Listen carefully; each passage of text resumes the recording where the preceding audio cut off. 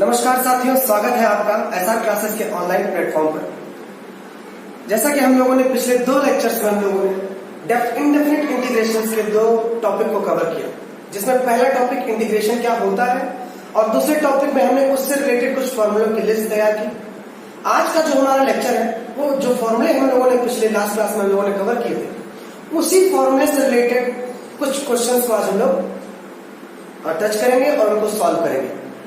सबसे पहले मैं चाहूंगा कि आप उस फॉर्मूले से रिलेटेड किस टाइप के क्वेश्चन बन सकते हैं वो उनके बारे में जानें। जो आज का हमारा पहला टॉपिक होगा वो है हमारा टॉपिक, मैं चाहता हूं आप मेरे साथ साथ देखें इसको और लिखते चलें। जितना अच्छा आप मेरे साथ जुड़ना चाहेंगे, आप मेरे साथ जुड़कर मेहनत करेंगे, उतनी ही अच्छी आपको नॉलेज मिलेगी। मेरे साथ जुड़ने के लिए सबसे पहले जरूरी चीज है कि आप जब भी मेरे वीडियो को देखें, आप अपने पेन और कॉपी को लेकर बैठें और जो भी चीज मैं इस बोर्ड पर लिख पा रहा हूं आप उसको अपने साथ लिखें। और कुछ ही दिनों में आप ये देख पाएंगे कि आपने बहुत ही थोड़ी थोड़ी चीजों को मिला करके एक बड़ी चीज तैयार की है और आप बेहतर इंटीग्रेशन के कॉन्सेप्ट को समझ पाएंगे। तो आइए इसी क्रम में, इसी सीरीज में हम एक टॉपिक स्टार्ट करते हैं। और आज का जो हमारा टॉपिक है वो है आपका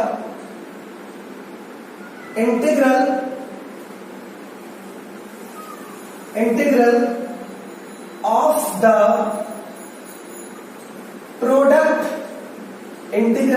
of the product of a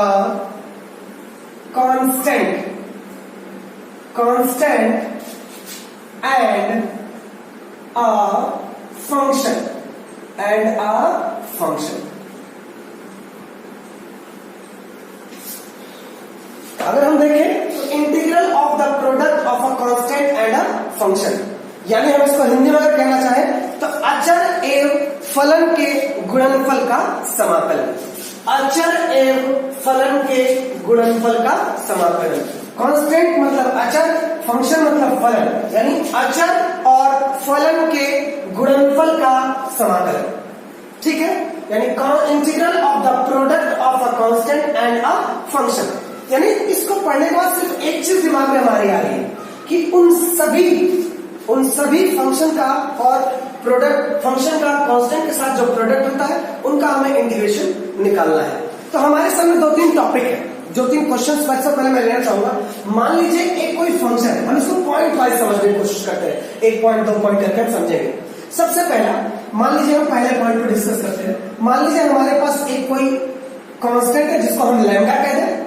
suppose हमारे पास एक कोई कांस्टेंट है जिसको हम लैम्डा कहते हैं और दूसरा हमारे पास है x with respect to dx। Lambda constant है, x हमारा फंक्शन है और dx क्या रिप्रेजेंट कर रहा है कि हमारा जो इंटीग्रेशन है वो किसके रिस्पेक्ट में हो रहा है। तो dx इज रिप्रेजेंटिंग हियर कि integration is happening with respect to x। इस बात को एकदम दिमाग में आपको बिठा लेना है कि dx यहां पर जो आपके सामने लिखा हुआ है वो ये बताता है कि integration is happening with respect to x। यानी अगर हिंदी में कहना चाहूं तो dx यहां पर ये बता रहा है कि आपका जो समाकलन है वो x के सापेक्ष हो रहा है, यानी integration is happening with respect to x। तो आइए इस तरह के इंटीग्रेशन करने के लिए सबसे पहला काम जो हमें करना पड़ता है वो ये है कि हम कांस्टेंट टर्म को क्या कर दें, बाहर निकाल दें। अब ये कांस्टेंट कुछ भी हो सकता है, 1 2 3 4 5 6 7 8 9 10, कुछ भी, whatever. A B C D ये सारे क्या है, कांस्टेंट है। उसी ए बी सी डी के तौर पर लैम्डा भी हमारा क्या है, एक कांस्टेंट है। तो सबसे पहले हम लैम्डा को यहां से क्या कर लेंगे, बाहर कर लेंगे। लैम्डा को हमने यहां से क्या कर लिया, बाहर। अब अंदर हमारे पास बच गया x और dx। और मैंने बेहतर तरीके से आपको बताया था कि लैम्डा आपका बाहर रहेगा और इसका जो इंटीग्रेशन आएगा वो हो जाएगा x² 2 और प्लस कितना आ जाएगा आपका c। तो आप देख सकते हैं कि lambda into x² 2 plus c, ये आपका इंटीग्रेशन होगा। ठीक है, अब कोई जरूरी नहीं, एक क्वेश्चन मैं चाहता हूं कि और मेरे साथ आप देखें, एक पॉइंट आप और देख लीजिए। जैसे अब कोई जरूरी नहीं है कि आपके पास कोई एक ही फंक्शन हो या कोई एक ही, आप उसको कई तरीके से आप देख सकते हैं। जैसे हमारे पास मान लीजिए कोई 2 फंक्शन है, 2 फंक्शन लेते हैं, मतलब 2 क्या, हम 2 ही लेते हैं। चलिए पहला मान लेते हैं f1x प्लस माइनस f2x और इसका इंटीग्रेशन करना है हमको dx के रिस्पेक्ट में। ठीक है, मैं थोड़ा सा बड़ा लिख दे रहा हूं आपके लिए फिर से। सपोज हमारे पास ये हो गया हमारा f1x और प्लस f2x इंटू कितना हो गया आपका dx। हमको इसका इंटीग्रेशन करना है। तो जैसा कि मैंने यहाँ पर जगह प्लस और माइनस कोई भी सिंबल हो सकता है, तो प्लस भी हो सकता है, क्या हो सकता है, माइनस हो सकता है। आपको बस देखना है। अब दोनों सिंबल यहाँ पर एक साथ लगे इसका मतलब कि नहीं दोनों हमेशा रहेंगे। आपको ये मैं बताने का सिर्फ एक तात्पर्य है कि हाँ प्लस भी हो सकता है और माइनस भी हो सकता है। आपको दोनों में से कोई एक ही सिंबल क्वेश्चन में मिलेगा, ठीक है ना। बस मैंने दोनों को कंबाइन करके यहाँ पर आपके लिए लिखा है। तो मैं चाहता हूँ सबसे पहला काम आप यहाँ पर क्या करें कि दोनों को आप अलग कर लें। ये हो गया f1 dx, चलिए हमने प्लस सिंबल चूज किया यहाँ पर, ये हो गया। अब दूसरा इंटीग्रेशन f2x और dx। आप देख पा रहे हैं कि दोनों इंटीग्रेशन आपके क्या है, अलग अलग है। चलिए इन दोनों को हम लेते हैं। तो f1x का जब इंटीग्रेशन करें ये मिल गया capital f1x plus c constant हो गया आपका। दोनों अब इधर जब आप करेंगे ये हो जाएगा f2x और प्लस कितना मिल गया आपका c मिल गया। तो इस तरह से आप देख सकते हैं कि दोनों आपके क्या हो गए, हम सॉल्व कर चुके हैं, ठीक है ना। ये आपका हुआ। अब कोई जरूरी नहीं कि हर क्वेश्चन में आपको दो ही मिले, दो से ज्यादा टर्म भी हो सकते हैं। तो आइए दो से ज्यादा टर्म होंगे तब आप क्या करेंगे उसको सीखते हैं। पहले मैं आपके लिए इसको मिटा देता हूं कि आपको समझ आएगा। चलिए जैसे हम लोग कंसीडर करते हैं कि हमारे पास एक क्वेश्चन है कि f1x plus minus f2x plus minus f3x plus minus f4x और आपका ये रहा आपका dx। चलिए ये बना लिया हमने dx। अब हमारे पास चार चीजें हैं प्लस माइनस के साथ में, लेकिन आपको कोई एक ही साइन चुनना है। चलिए हमने कहा क्वेश्चन थोड़ा सा इजी बना देते हैं, केवल प्लस लगा हुआ है, लेकिन यहाँ पर क्या हो सकता था, माइनस भी हो सकता था। तो चलिए एक बार माइनस लेके कर देते हैं हम लोग इसको। ये प्लस हो गया, ये माइनस हो गया और ये फिर क्या हो गया, प्लस हो गया आपके लिए। सबसे पहला काम हम इसको सेपरेट करेंगे, अलग अलग करेंगे। आइए अलग अलग कर देते हैं। अब कोई जरूरी नहीं केवल ये प्लस और माइनस के केस में, जैसा कि फर्स्ट लेक्चर में मैंने आपको बताया था कि प्लस और माइनस में तो कोई दिक्कत नहीं है, लेकिन मल्टीप्लिकेशन और डिवीजन में ये प्रॉब्लम करता है और सॉल्व भी नहीं। इसके लिए कुछ अलग तरीका आपको करना पड़ता है। जैसे आपने देखा था कि 1/log x का 1/x का log x आया था, है ना, उसी तरीके से। अब देखिए प्लस माइनस में कोई दिक्कत नहीं, इसको हम लोग सॉल्व करते हैं पहले। तो ये देखिए, तो f1x dx minus f2x dx minus f3x dx और यहां आप देख पा रहे माइनस f4x dx। चलिए हम इसके इंटीग्रेशन को देखते हैं। f1 का इंटीग्रेशन होता है कैपिटल f1x आगे माइनस इसका इंटीग्रेशन कितना मान लेते हैं, f2x मान लेते हैं माइनस ये कितना हो जाएगा, f3x हो जाएगा, ये कितना हो जाएगा, f4x हो जाएगा। और एक इंटीग्रेशन कांस्टेंट हमने चूज कर लिया, वो क्या है आपका c। यानी इस तरीके से हम क्या कर सकते हैं, इसको सॉल्व कर सकते हैं। ये रहा आपका कि अगर कोई इंटीग्रेशन में फंक्शन और कांस्टेंट का मल्टीपल अगर हो तो आप इंटीग्रेट कैसे करेंगे, आज हम सीखेंगे। इसी तरह से कई सारे क्वेश्चन हम लोग उठा करेंगे। तो आइए एक दो क्वेश्चन हम लगाते हैं जो कि आज का हमारा टारगेट है, और कम से कम आज हम लोग 8 से 10 क्वेश्चन करने की कोशिश करेंगे। तो सब लोग मेरे साथ एकदम बैठे रहिए और पेन और कॉपी के साथ लेकर अगर आप बैठेंगे तो आपको बहुत मदद मिलेगी। चलिए जो पहला क्वेश्चन आज जो हम चूज करने वाले हैं वो आपके लिए बहुत ही बेहतरीन क्वेश्चन है। तो आइए उन्हीं में से एक क्वेश्चन चूज कर लेते। कोई सपोज हमारे पास एक क्वेश्चन है कि 3x, एक क्वेश्चन चूज कर लेते। क्वेश्चन नंबर फर्स्ट जो है आपका 3x square plus 5x plus 4 और इंटीग्रेशन ऑफ कितना, dx के साथ, यानी x के रिस्पेक्ट में क्या करना है, इसको डिफरेंशिएट करना है। हालांकि ये क्वेश्चन बड़े कॉमन से है, बहुत छोटे से है, लेकिन शुरुआत करने के लिए ये काफी है। तो जो बच्चे अभी शुरुआत कर रहे हैं, जिनको इस छोटी छोटी चीजें नहीं आती, उनके लिए बहुत ही हेल्पफुल है ये वीडियो, तो वो देख सकते हैं। तो सबसे पहला काम आपको पता है कि यहाँ पर दो चीजें हैं, कांस्टेंट और फंक्शन। तो देखिए ये कांस्टेंट है, फंक्शन, ये कांस्टेंट है, फंक्शन, ये कांस्टेंट, ठीक है ना। तो सबसे पहले हम लोग इसको सेपरेट करते हैं। सेपरेट करने के लिए क्या करेंगे, चलिए आइए सेपरेट करके देखते हैं। ये हो गया 3x स्क्वायर और सेपरेट करने के साथ ही साथ आपको बता दूं कि हम लोग कांस्टेंट को इंटीग्रेशन से बाहर निकाल देते हैं, ठीक है ना। और ये आ गया dx प्लस यहाँ से 5 बाहर आ जाएगा और ये कितना हो जाएगा x, ये हो जाएगा dx। ये कांस्टेंट तो बाहर आ गया, लेकिन अंदर केवल क्या रह गया आपका dx, ठीक है ना। तो आइए आगे बढ़ते हैं। इसका इंटीग्रेशन आपको पता ही हो गया, आपका 3 बाहर लिख दिया और यहाँ पर पावर कितना है 2, पावर में एक जुड़ा तो हो गया 3 और वही पावर कहाँ गई आपकी नीचे, प्लस 5 यहाँ पावर कितनी थी 1, तो 1 में 1 जुड़ा तो 2 अपॉन कितना हो गया 2, और ये कितना आ गया आपका 4, और dx का इंटीग्रेशन आप बहुत अच्छे से जानते हैं कितना होता है आपका x, और प्लस क्या रखा आपने c। बहुत ज्यादा और सॉल्व करने के लिए आपको बताने की जरूरत नहीं, 3 से 3 क्या हो गया कट गया, तो फाइनल हमारा रिजल्ट मिला x cube 5/2x square plus 4x और प्लस कितना मिल गया आपको c। ये हमारा क्या हो गया आंसर। ये बहुत ही छोटा सा क्वेश्चन था आपके लिए और शुरुआत करने के लिए काफी, शुरुआत अगर कोई कर रहा है, कोई स्टूडेंट अगर शुरुआत करना चाह रहा है और बहुत बेसिक से सीखना चाह रहा है तो this question is really helpful, ठीक है ना। तो आइए मेरे साथ एक नेक्स्ट क्वेश्चन हम लोग चूज करते हैं फिर से, चलिए।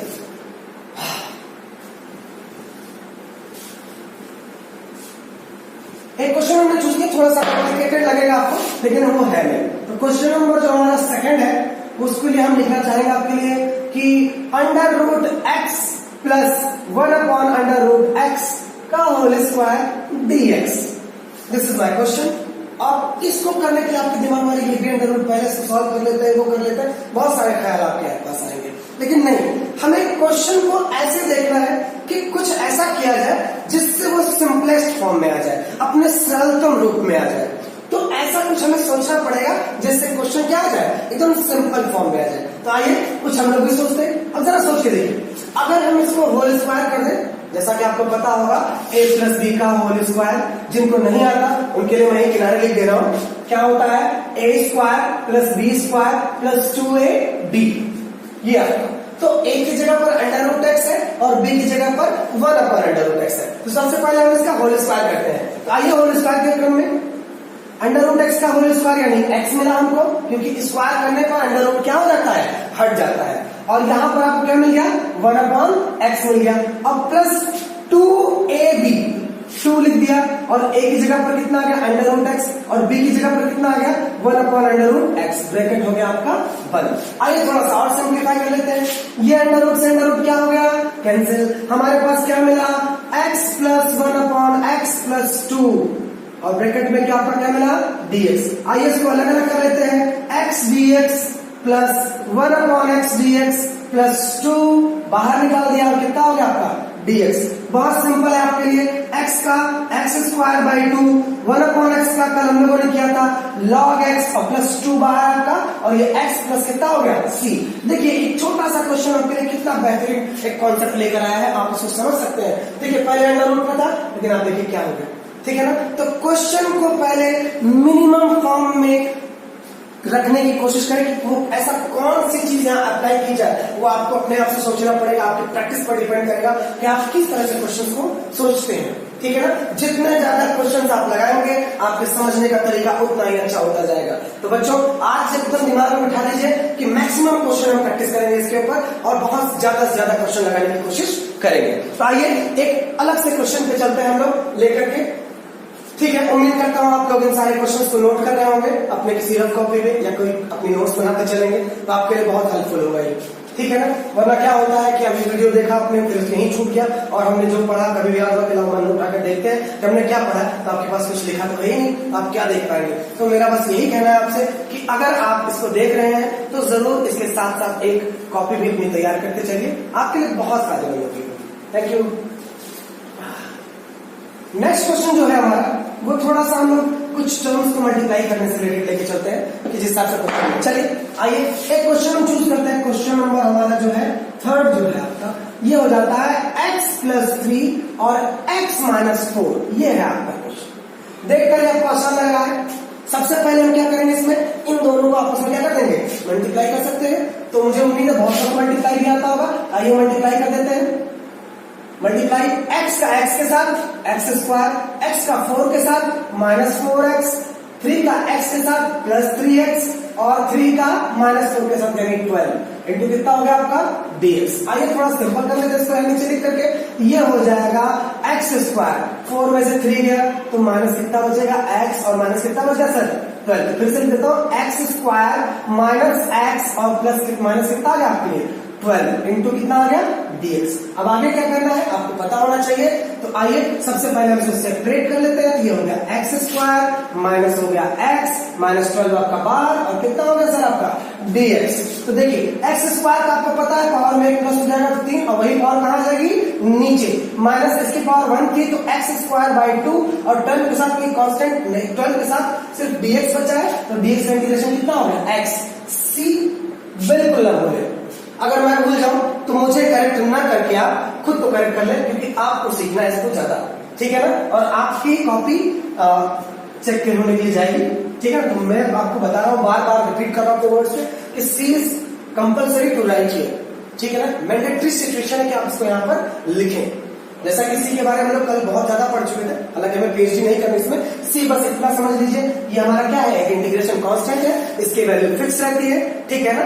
फिक्स मतलब मध्यस्थ बिंदु, ठीक है ना। सी की वैल्यू हमने आपको कल इस पर भी बताया था कि सी की वैल्यू कैसे माइनस भी ले सकते हैं प्लस भी ले सकते हैं, और माइनस इसमें इनबिल्ट होता है, पहले से ही माइनस के साथ में लिया जाता है, क्योंकि प्लस में भी नंबर होते हैं और माइनस में भी नंबर होते हैं, ठीक है। तो आइए इसी क्रम में एक क्वेश्चन और चूज करते हैं हम लोग। तो चलिए एक क्वेश्चन और उठा लेते हैं जिससे आपको थोड़ी सी मदद मिले, ठीक है बेटा। इसको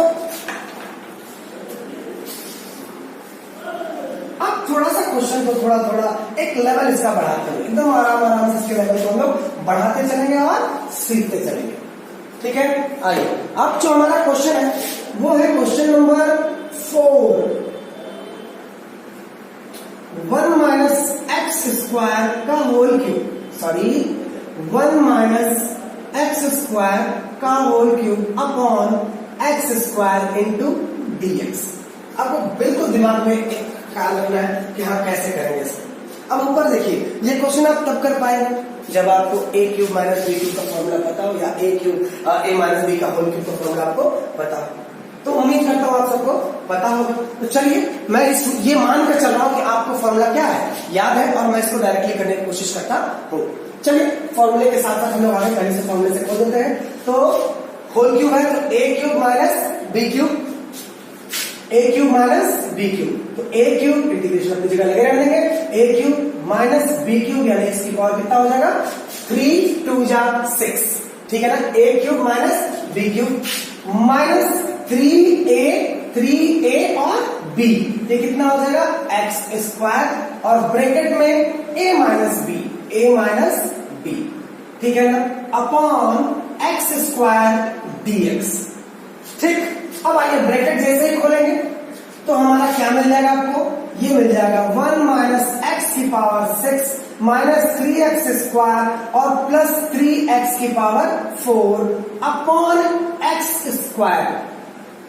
अब एक्स स्क्वायर से बारी बारी को हम डिवाइड कर लेंगे, यहां पर देख लीजिए आप, हम डिवाइड कर सकते हैं, इसको हम लिख सकते हैं 1 अपॉन एक्स स्क्वायर। अब x के साथ डिवाइड करेंगे तो ये हो जाएगा x की पावर 6 अपॉन एक्स स्क्वायर।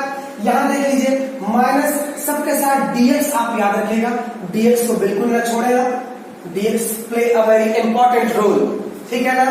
अब ये कितना हो जाएगा आपका 3x square upon x square dx plus, चलिए आपके लिए मैं यहां लिख देता हूं, प्लस 3x की power 4 upon x square into dx, ठीक है ना। ये थोड़ा सा मिस हो गया, आप देखिए नीचे जगह नहीं थी, मैंने नीचे दिया है, इसको एकदम दिमाग में रखिएगा। आइए उसको फिर से मैं यहां लिख दे रहा हूं, आप देख पा रहे हैं कि 2 पावर यहां थी, यहाँ 6 पावर थी, 2 पावर में से 6 पावर में से 2 पावर क्या हो गया खत्म, ये 2 से 2 पूरा पूरा क्या हो गया खत्म, ये 2 पावर में से 4 पावर में से 2 पावर क्या हो गया चला गया। अब जो बचा है उनको हम यहां लिख सकते हैं, आइए लिख देते हैं, ये आपका बच गया 1 upon x square dx minus x की पावर 4 dx माइनस 3 आप बाहर कर ले जनाब, तो ये हो जाएगा dx, 3 यहां से भी बाहर कर ले, अब ऊपर कितना बच गया एक्स स्क्वायर dx। अब इंटीग्रेशन करने का हमारे सामने समस्या है कि इसको इंटीग्रेट कैसे किया जाए। तो एक्स स्क्वायर है, याद कीजिए एक्स स्क्वायर किसका डेरिवेटिव था 1 अपॉन एक्स का जो डेरिवेटिव होता है, sorry df dx 1 upon x वो कितना होता है माइनस 1 अपॉन एक्स स्क्वायर। तो इसका इंटीग्रेशन कितना हो जाएगा माइनस 1 अपॉन एक्स, क्योंकि integration is a reverse process of differentiation.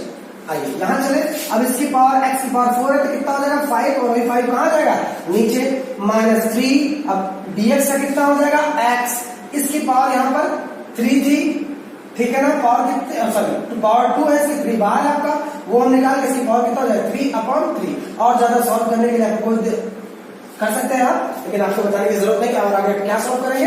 ये लीजिए आपका आंसर आपके सामने, -1/x माइनस x की power 5/5 minus 3x plus x³ और प्लस कितना होगा सर आपका 3। तो ये रहा आपका रिजल्ट। देखिए कितने आसानी से हम लोग इस क्वेश्चन को कर सकते हैं अगर हमारा बेसिक कॉन्सेप्ट क्या है, क्लियर है। तो साथ साथ सीखते रहिए और कॉन्सेप्ट भी अपना क्लियर करते रहिए। और फिर से आपको याद दिला दूं कि आप इसको जो है एक नोट्स के तौर पर या एक रफ के तौर पर जरूर लिखते चले, इससे आपको बहुत फायदा मिलेगा, ठीक है ना। आइए कुछ क्वेश्चंस पर हम और चलते हैं और सीखने की कोशिश करते हैं। उम्मीद करता हूँ आप लोग उसको जरूर नोट कर रहे होंगे, ठीक है, थैंक यू। अगर नोट कर रहे हैं तो, नहीं भी कर रहे हैं तो आप मेरा वीडियो फिर से देख लीजिएगा, जिससे आपको फिर से आपको चीजें मिल सकती है, लेकिन साथ साथ करेंगे तो इसका एक अलग ही फायदा है। चलिए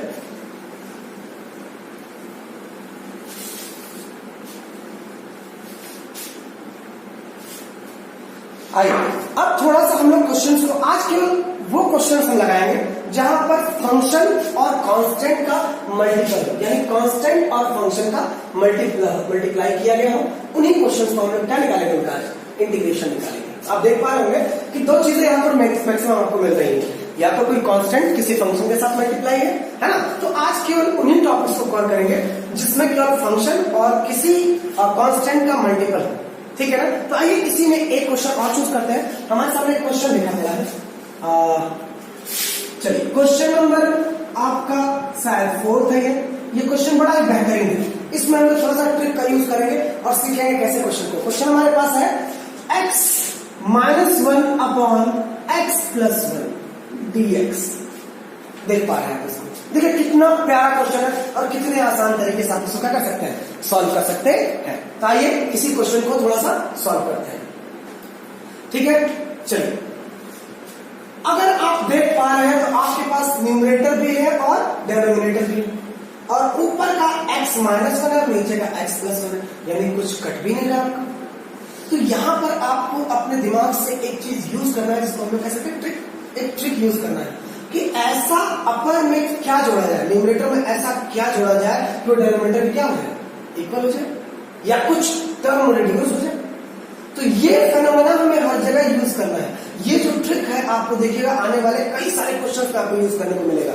तो मैं चाहता हूं कि मेरे साथ इसको बहुत इत्मीनान के साथ, बहुत ही फोकस करके सीखिए कि आप देखिए अगर यहां पर ऐसा पूछेगा, अगर हम अपर में एक जोड़ दें और एक घटा दें, एक जोड़ेंगे न्यूमरेटर में और एक क्या करेंगे, घटा देंगे, तो एक अंश में जोड़ेंगे और एक क्या कर देंगे, घटा देंगे। तो आइए, तो ये हो जाएगा x + 1 हमने जोड़ दिया और एक घटा दिया और माइनस पहले से था आपके पास, ये हो गया x + 1 × dx। आप देख पा रहे हैं, थोड़ा सा इसको और एम्फसाइज